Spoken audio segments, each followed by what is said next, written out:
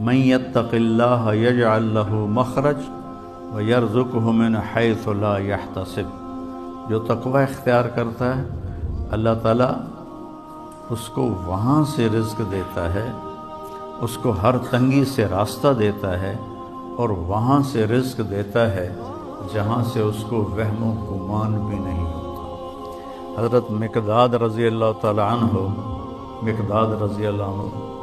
پیشاب کرنے گئے تو سامنے ایک سوراخ تھا، جہاں وہ بیٹھے پیشاب کر رہے تھے سوراخ تھا، تو ایک چوہا اندر سے نکلا اور 1 دینار آپ کے سامنے پھینک کے اندر چلا گیا، پھر گیا، پھر ایک دوسرا دینار لے کے آیا، پھر 3، پھر 4، پھر 5، پھر 6، پھر 7، پھر 8، 19 دینار اس نے اپنے سوراخ سے نکال کے حضرت مقداد کے سامنے پھینک کے اندر چلا گیا۔ وہ بڑے بھی حیران پریشان، انہوں نے وہ اٹھائے، فارغ ہو کر اللہ کے نبی کو پیش کیے کہ یا رسول اللہ میرے ساتھ تو یہ قصہ ہوا ہے، آج چوہے نے مجھے مالدار بنا دیا۔ تو آپ نے فرمایا یہ رزق ہے جو اللہ نے تجھے عطا کیا ہے۔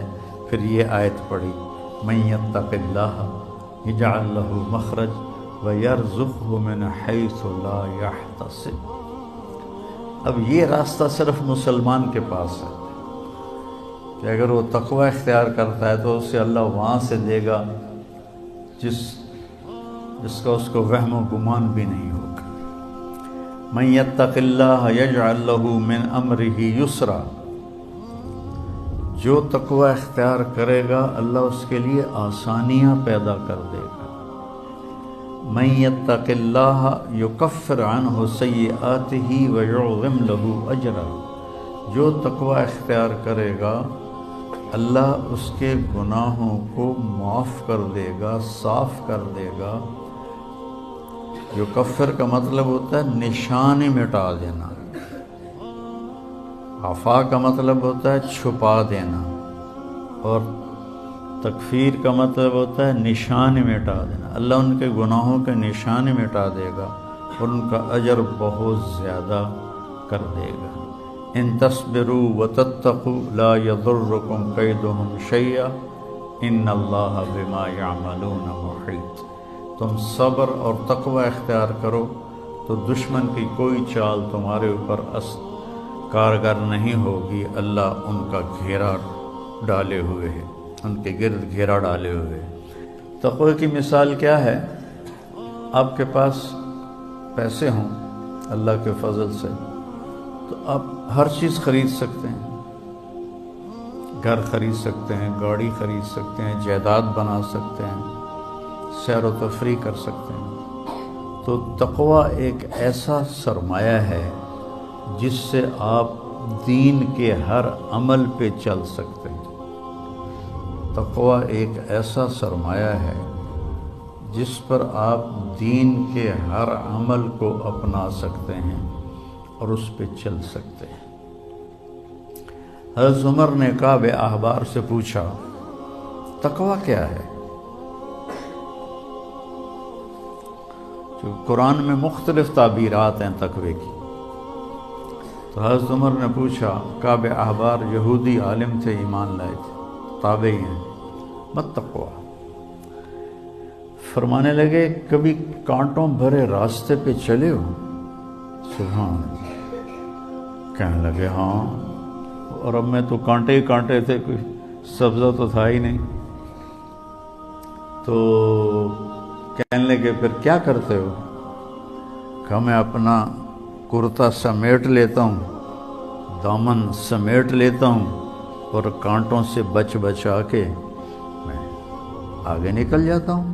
کہ بس یہ تقوی ہے کہ چاروں طرف گناہوں کے خاردار کانٹے ہیں، اس سے اپنے دامن کو بچا کر پار نکل جاؤ۔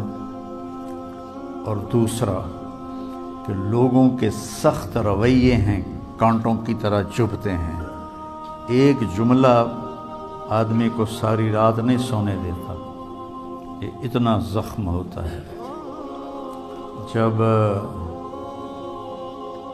حارث بن ابی سفیان اور عبداللہ کو ایمان لانے کے لیے تشریف لائے فتح مکہ سے پہلے، تو آپ نے ان کو ملنے سے انکار کر دیا کہ مجھے ان کا ایمان قبول نہیں ہے کہ یہ میرے بارے میں بہت سخت باتیں کرتے تھے۔ طائف والوں نے پتھر مارے، جب وہ آئے تو ان کا استقبال کیا، ان کے ساتھ بیٹھ کے رات کا کھانا کھاتے تھے۔ ایک رات نہیں کھایا تو آ کے معذرت کی کہ میری تلاوت رہ گئی تھی اس لیے میں نہیں آ سکا۔ اور یہ ایک پھوپھی کا بیٹا ہے اور ایک تایا کا بیٹا ہے۔ تو ابو سفیان بن حارث صاحب کے سب سے بڑے تایا تھے کہ مجھے ان کا ایمان قبول نہیں ہے، یہ میرے بارے میں بہت سخت باتیں کرتے تھے۔ پھر حضرت ام سلمہ نے سفارش کی تو پھر ان کو بلایا۔